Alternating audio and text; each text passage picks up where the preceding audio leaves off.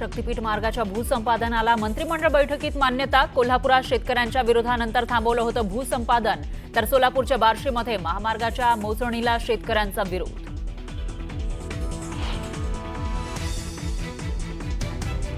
शक्तीपीठ महामार्गाबाबत कॅबिनेटमध्ये नाराजी नाट्य। शक्तीपीठ महामार्गाला शेतकऱ्यांचा होणारा विरोध लक्षात घेता मंत्री प्रकाश आंबेडकर आणि हसन मुश्रीफ यांनी व्यक्त केली कॅबिनेटमध्ये नाराजी। सरकारमध्ये मोठ्या पदावर असलेल्या व्यक्तींनी सहकारी संस्थांच्या निवडणूक लढवू नये, नाव न घेता शरद पवारांनी टोचले अजित पवारांचे कान। लहान मुलांवर हिंदी भाषा सक्तीचं ओझं नको, तर हिंदी भाषा शिकणं महत्त्वाचं। तिसऱ्या भाषा सक्तीच्या मुद्द्यावर शरद पवारांचं मोठं विधान। विद्यार्थ्यांना 4थी पर्यंत फक्त मातृभाषा शिकवायला हवी, अन्य भाषा लादणं अन्यायकारक। डॉक्टर तारा भवाळकर यांचं मोठं विधान। हिंदीच्या मुद्द्यावरून शिक्षण मंत्री दादा भुसे घेणार राज ठाकरेंची भेट। राज ठाकरेंच्या भेटीची भुसेंनी मागितली वेळ। हिंदी भाषा संदर्भात राज ठाकरेंना सरकारची भूमिका समजावून सांगणार। राज्यात आजपासून ई कॅबिनेट प्रणालीला सुरुवात। सर्व मंत्र्यांना बैठकीत आयपॅडचं वाटप। पेपरलेस मंत्रिमंडळ बैठकीसाठी मुख्यमंत्री होते आग्रही। वादग्रस्त वक्तव्याबाबत अखेर अबू आझमींनी मागितली माफी। कोणाच्याही धार्मिक भावना दुखावण्याचा हेतू नव्हता, तर वक्तव्याचा विपर्यास केल्याचा आझमींचं ट्विट। केंद्रीय निवडणूक आयोगाचं राहुल गांधींना निमंत्रण। महाराष्ट्र विधानसभा निवडणुकीवर चर्चेसाठी निमंत्रण। निवडणूक आयोगानं राहुल गांधींचे आरोप फेटाळले। बीडमधील सरपंच संतोष देशमुख हत्या प्रकरणामध्ये पुढील सुनावणी 7 जुलैला। आणि काही तासातच इराणकडून शस्त्रसंधीचं उल्लंघन। इस्रायलच्या एअरबेसवर मिसाईल हल्ले, तर आपण हल्ले केले नसल्याचा इराणचा दावा। सुरुवातीला एक मोठी बातमी आहे। शक्तीपीठ महामार्गाच्या भूसंपादनाला मंत्रिमंडळ बैठकीत मान्यता देण्यात आली आहे। कोल्हापुरात शेतकऱ्यांच्या विरोधानंतर भूसंपादन थांबवलेलं होतं, मात्र जी कॅबिनेटची बैठक झाली त्यामध्ये याला मंजुरी देण्यात आली आहे। 18 तीर्थक्षेत्रांना जोडणारा शक्तीपीठ महामार्ग आहे।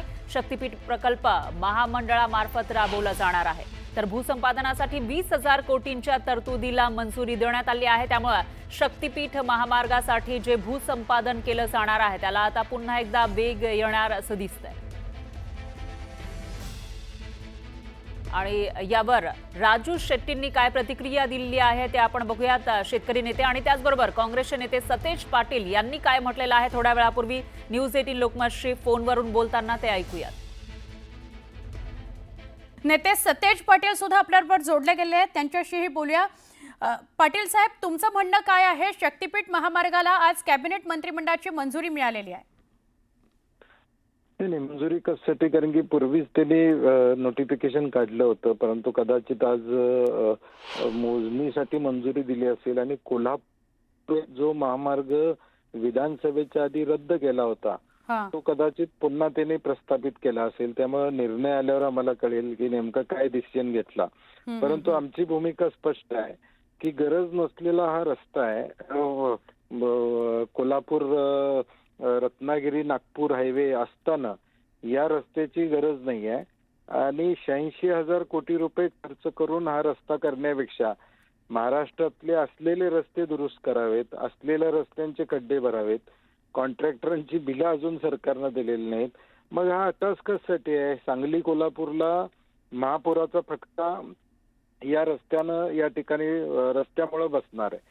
आणि या रस्त्याला ऑलरेडी पॅरलल रस्ते 948 किलोमीटरचा रत्नागिरी नागपूर हायवे आहे, म्हणजे त्याची गरज नाही आहे। अशी पण पाटील साहेब माहिती मिळते की 20,000 कोटी रुपयांची भूसंपादनाकरता तरतूद करण्याचा निर्णय सुद्धा आज झालेला आहे। नाही, म्हणजे माझं म्हणण्याचा उद्देशच काय की ह्या सरकारच्या प्रायोरिटी या कॉन्ट्रॅक्टर धार्जिन आहेत, महाराष्ट्राच्या जनतेच्या प्रायोरिटी नाही आहेत। महाराष्ट्राच्या जनतेला काय पाहिजे त्याचा विचार केला जात नाही। आमची सरकारला मागणी एवढीच आहे की 20,000 कोटी रुपये राज्यातल्या सगळ्या रस्त्यांना खड्डे भरायसाठी द्या। एसट्या इथं आमच्या मोडकळीला आलेल्या आहेत, त्या नवीन एसट्या लोकांना त्या ठिकाणी देण्याची व्यवस्था करा। प्राथमिक आरोग्य केंद्रात डॉक्टर नाही आहेत, त्या सुविधा देण्याचं काम त्या ठिकाणी करा. म्हणजे या सरकारची प्रायोरिटी ही जनता या महाराष्ट्रात आहे. तर पण मग कॉन्ट्रॅक्टर आहेत आपापल्या आणि म्हणूनच जिल्ह्यांमध्ये शेतकऱ्यांबरोबर नेते सुद्धा उतरणार का विरोधासाठी? नाही आम्ही लोकसभेच्या आधी हे आंदोलन कोल्हापुरातून त्याची सुरुवात केली. होय होय. आझाद मैदानावर आम्ही मोर्चा आणला. त्यावेळी देखील सर्व पक्षीय आमदार यामध्ये आले होते. नंतर आता सत्ताधारी आमदार किती येतात, खासगी सत्ताधारी आमदार सुद्धा सांगतात आम्हाला की ह्याची गरज नाही आहे, परंतु आम्ही जाहीर विरोध करू असं ते जाहीरपणे सांगतात. मला अनेक लोक भेटलेले आहेत, ते म्हणतात की आम्ही विरोध करू शकत नाही, परंतु खासगीत ते मान्य करतात की असल्याची गरज नाही. आणि म्हणून काँग्रेस म्हणून आमची भूमिका स्पष्टपणे याला हे होता कामा नये ही आमची भूमिका आहे.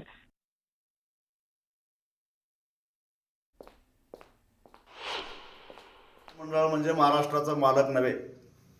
महाराष्ट्राचं मंत्रिमंडळ हे एक लुटारूंचं टोळकं झालेलं आहे. 30,000 कोटीमध्ये तयार होणारा रस्ता 86,000 कोटीमध्ये करून 50,000 कोटी रुपयाची लूट त्यांना करायची आहे. पण आम्ही शेतकरी ते होऊन देणार नाही. कोल्हापूर जिल्ह्याला महापुराच्या खाईत लोटणारा हा शक्तीपीठ महामार्ग आम्ही कदापि होऊन देणार नाही. शरीरामध्ये रक्ताचा शेवटचा थेंब असेपर्यंत या महामार्गाला आम्ही विरोधच करत राहणार. महाराष्ट्रातील शेतकरी हा त्या प्रकल्पाला कुठल्याही प्रकारे मान्यता देणार नाही. शेतकऱ्यांच्या जमिनी कवडीमोल भावानं हिसकावण्याचं कारस्थान करणारा हा प्रकल्प शेतकरी उधळून लावल्याशिवाय राहणार नाहीत. या महाराष्ट्राला कर्जामध्ये बुडवणारा हा प्रकल्प आहे. या महाराष्ट्रातील शेतकऱ्यांना उद्ध्वस्त करणारा हा प्रकल्प आहे. हा पर्यावरणाची नासधूस करणारा हा प्रकल्प आहे. आणि खाणीमधील खनिजे बंदरांमध्ये पर्यंत पोचून कवडीमोल भावानं निर्यात करण्याचं धोरण राबवणारा हा प्रकल्प, महाराष्ट्राची धुळधाण करणारा हा प्रकल्प महाराष्ट्रातील शेतकरी कदापिही यशस्वी होऊ देणार नाही. शासनानं परत निर्णय घेण्यात आलेला आहे असं समजलं आणि ती शक्तीपीठचा मी महाराष्ट्र राज्याचे मुख्यमंत्री आणि मुख्यमंत्र्यांना विनंती करतो की तुम्ही मागच्या वेळेला शक्तीपीठ हे रद्द करतो असं तुम्ही सांगितलेलं आहे. त्यामुळे शेतकऱ्यांचे कागल तालुक्यातल्या जमिनीचं क्षेत्र हे कमी आहे आणि त्या जर जमिनी शेतकऱ्यांच्या गेल्या तर त्या शेतकऱ्यांनी तुम्ही पैसे दिलेला कधीच हाताला लागणार नाही. तर त्या शेतकऱ्यांचा संसार उद्ध्वस्त होईल. ते काय काम करू नये. शासनाला मी विनंती करतो की ह्या जर तुम्ही केला तर आम्हाला रस्त्यावर उतरायची पाहिजे आणि हे शक्तीपीठचा कुठल्याही प्रकारनं आम्ही हे करून देणार नाही. याच विषयीची एक मोठी अपडेट आहे, ती म्हणजे माहितीचा ड्रीम प्रोजेक्ट शक्तीपीठ महामार्गाबाबत कॅबिनेटमध्ये मात्र नाराजी असल्याची माहिती आहे. नाराजी नाट्य रंगल्याची माहिती आहे. शक्तीपीठ महामार्गाला शेतकऱ्यांचा होणारा विरोध लक्षात घेता मंत्री प्रकाश आंबेडकर आणि हसन मुश्रीफ यांनी कॅबिनेटमध्ये नाराजी व्यक्त केल्याचं कळत आहे. लोकसभा विधानसभेला शक्तीपीठ महामार्गामुळे मोठा फटका बसल्यानं स्थानिक शेतकऱ्यांना विश्वासात घेऊन निर्णय होणं अपेक्षित आहे. हे मत कॅबिनेटमध्ये या नेत्यांनी मांडल्याची माहिती सूत्रांनी दिली आहे. 12 जिल्हे आणि 39 तालुक्यातून जाणारा शक्तीपीठ महामार्ग राज्यासाठी फायदेशीर मात्र शेतकऱ्यांचं नुकसान करणारा आहे अशी नाराजी त्यांनी व्यक्त केल्याची माहिती आहे. तर स्थानिक स्वराज्य संस्था आणि नगरपालिकेच्या निवडणुकीच्या पार्श्वभूमीवर हा विरोध होताना दिसून येतोय. सरकारला हा विरोध परवडण्याजोगा नाही असं मत त्यांनी व्यक्त केल्याची माहिती आहे. पण तरीही सरकार शक्तीपीठ महामार्गाच्या निर्णयावर ठाम असल्याची माहितीही सूत्रांनी दिली. तर हा मार्ग नेमका कसा आहे ते आपण बघूयात ग्राफिक्सच्या माध्यमातून. शक्तीपीठ महामार्ग ज्याला भूसंपादनासाठी मंजुरी देण्यात आली आहे सरकारकडून, तर दुसरीकडे शेतकऱ्यांकडून मात्र याला विरोध होताना दिसतोय. तर महामार्गाला गती दिली जाते मात्र वादाला त्यामुळे शक्ती मिळते का हा सवाल आहे. तर आपण या ठिकाणी बघू शकतोय हिंगोली, नांदेड, लातूर, बीड या जिल्ह्यांमधून जाणारा हा महामार्ग आहे.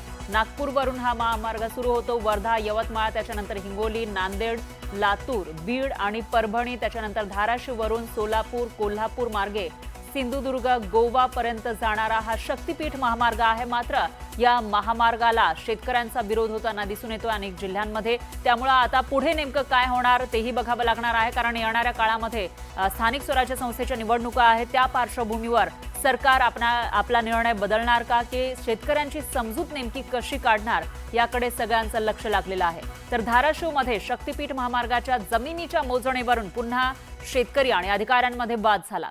तुळजापूरच्या वानेवाडी इथं जमिनीच्या मोजणीला अधिकारी आलेले होते आणि त्यांना शेतकऱ्यांनी रोखलं. यावेळी शेतकरी आणि अधिकाऱ्यांमध्ये शाब्दिक वाद झाला. महामार्गामध्ये जमिनी गेल्या 100पेक्षा जास्त शेतकरी या ठिकाणी जमा झाले होते, तर पोलिसांनी काही शेतकऱ्यांना ताब्यात घेतलं. त्यामुळे या ठिकाणी मोठा गोंधळ झाल्याचं दिसून आलं.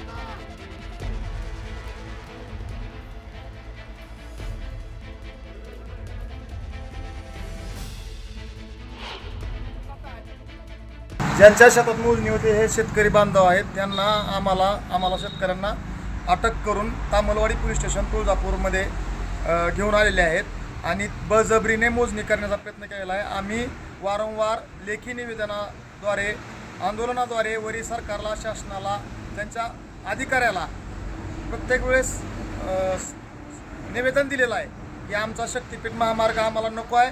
आमच्या जमिनी आम्हाला कोणत्याही भावात शेतकऱ्याला सरकारला द्यायच्या नाहीत. आम्हाला आमची जमीन पाहिजे. आम्हाला मोबदला नको आहे. आम्हाला वाढीव मोबदला किंवा आम्ही मोबदल्याची मागणीच केली नाही साहेब. त्यामुळं आम्ही जमिनी गेल्यावर आम्ही खाणार काय? उपासमारीची वेळ येणार आहे शेतकरी बांधवावर.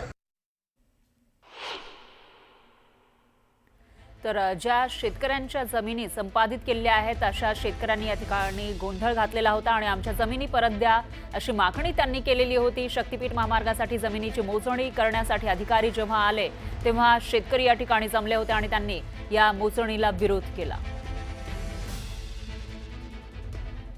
तर सोलापुरात शक्तिपीठ महामार्गाच्या मोजणीला शेतकऱ्यांचा विरोध पाहायला मिळतोय. बार्शी तालुक्यातील शेतकऱ्यांचा शक्तिपीठ महामार्गाला विरोध आहे. तर बार्शी तालुक्यातील शेलगाव आर आणि तुळजापूर तालुक्यातील सावंतवाडी गावाजवळ शेतकऱ्यांकडून मोजणीला विरोध करण्यात आला. शेतीची मोजणी करण्यासाठी दाखल झालेल्या प्रशासनाच्या अधिकाऱ्यांना विरोधाला सामोरं जावं लागलेलं आहे. तर मोजणीसाठी अडथळा आणणाऱ्या शेतकऱ्यांना तामलवाडी पोलिसांनी ताब्यात घेतलंय. कोणत्याही परिस्थितीमध्ये मोजणी होऊ देणार नाही अशी भूमिका शेतकऱ्यांनी घेतलेली आहे. शेतकऱ्यांकडून एकच जिद्द, शक्तिपीठ रद्द अशा घोषणा दिल्या जात आहेत. अधिकाऱ्यांसमोर त्यांनी या घोषणा दिलेल्या आहेत. शेतकऱ्यांनी वाढीव मोबदला नको तर शक्तिपीठ महामार्ग रद्द झालाच पाहिजे अशी भूमिका घेतलेली आहे. सोलापूर आणि धाराशिव जिल्ह्यातील काही तालुक्यातून शक्तिपीठ महामार्ग जाणार आहे. शक्तिपीठ महामार्ग बाधित शेतकरी संघटनेकडून इथं विरोध केला जातोय. एकीकडे धाराशिवमधील दृश्य आपण बघितले होती, त्यानंतर आता सोलापूरमध्ये सुद्धा हा विरोध होताना दिसून येतोय.